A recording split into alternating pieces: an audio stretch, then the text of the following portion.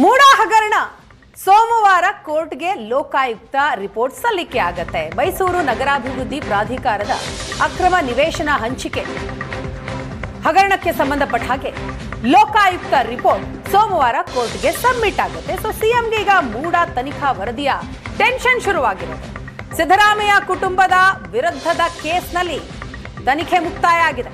ಮೈಸೂರು ಲೋಕಾಯುಕ್ತದಿಂದ ಹಿರಿಯ ಅಧಿಕಾರಿಗಳಿಗೆ ವರದಿ ಸಲ್ಲಿಕೆ ಆಗುತ್ತೆ. ವರದಿ ಪರಿಶೀಲನೆ ಮುಗಿಸಿದ್ದಾರೆ ಈಗ ಲೋಕಾಯುಕ್ತ ಐಜಿಪಿ. ಕಾನೂನು ಸಲಹೆಗಾರರ ಜೊತೆ ಅಧಿಕಾರಿಗಳಿಂದ ವರದಿ ಪರಿಶೀಲನೆ, ಈಗಾಗಲೇ ವರದಿ ಪರಿಶೀಲನೆ ಆಗಿದೆ. ಲೋಕಾಯುಕ್ತ ಐಜಿಪಿ ಎಡಿಜಿಪಿ ಅವರು ಪರಿಶೀಲನೆಯನ್ನ ಮುಗಿಸಿದ್ದಾರೆ. ಸೋಮವಾರ ಜನಪ್ರತಿನಿಧಿಗಳ ಕೋರ್ಟ್ಗೆ ರಿಪೋರ್ಟ್ ಅನ್ನ ಸಲ್ಲಿಕೆ ಮಾಡ್ತಾರೆ. ಸೋಮವಾರಕ್ಕೆ ವಿಚಾರಣೆ ನಿಗದಿ ಮಾಡಿರೋ ಜನಪ್ರತಿನಿಧಿಗಳ ಕೋರ್ಟ್ ವಿಚಾರಣೆ ವೇಳೆ ಅಂತಿಮ ವರದಿ ಸಲ್ಲಿಕೆಗೆ ತಯಾರಿ ಕೂಡ ನಡೆದಿದೆ. ಇನ್ನು ಸಿಎಂ ಸಿದ್ದರಾಮಯ್ಯ ಪತ್ನಿ ಪಾರ್ವತಿಗೆ ಕ್ಲೀನ್ ಚಿಟ್ ಕೊಡ್ತಾ ಲೋಕಾಯುಕ್ತ 14 ಸೈಟ್ ಪಡೆದಂತಹ ಕೇಸ್ನಲ್ಲಿ ಸಿದ್ದರಾಮಯ್ಯ ಪಾತ್ರ ಇಲ್ಲ ಅಂತ ಇದೆಯಾ ರಿಪೋರ್ಟ್ನಲ್ಲಿ? ಅಧಿಕಾರಿಗಳ ತಲೆಗೆ ಕಟ್ಟಿ ಸಿಎಂ ಸಿದ್ದರಾಮಯ್ಯ ಪತ್ನಿ ಪಾರ್ವತಿಗೆ ಕ್ಲೀನ್ ಚಿಟ್. ಆ ರಿಪೋರ್ಟ್ನಲ್ಲಿ ಏನಿದೆ ಅನ್ನುವಂತಹ ಕುತೂಹಲ ಇದೆ. 14 ಸೈಟ್ ಪಡೆದಂತಹ ಕೇಸ್ನಲ್ಲಿ ಸಿಎಂ ಸಿದ್ದರಾಮಯ್ಯನವರ ಯಾವುದೇ ಪ್ರಭಾವ ಇಲ್ಲ ಅಂತ ತನಿಖಾ ರಿಪೋರ್ಟ್ ಇದೆಯಾ?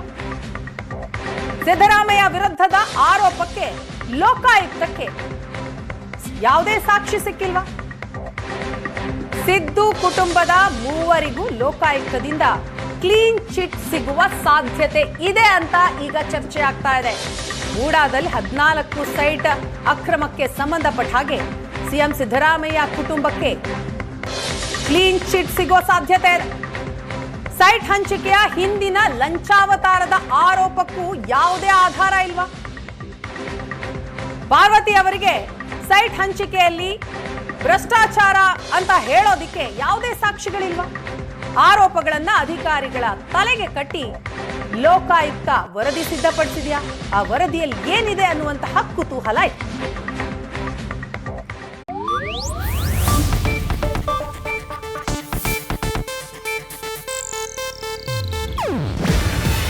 ಇದು ಏಷ್ಯಾನೆಟ್ ನ್ಯೂಸ್ ನೆಟ್ವರ್ಕ್ ಪ್ರಸ್ತುತಿ. ನೀವು ನೋಡ್ತಿದ್ದೀರಾ ಏಷ್ಯಾನೆಟ್ ಸುವರ್ಣ ನ್ಯೂಸ್.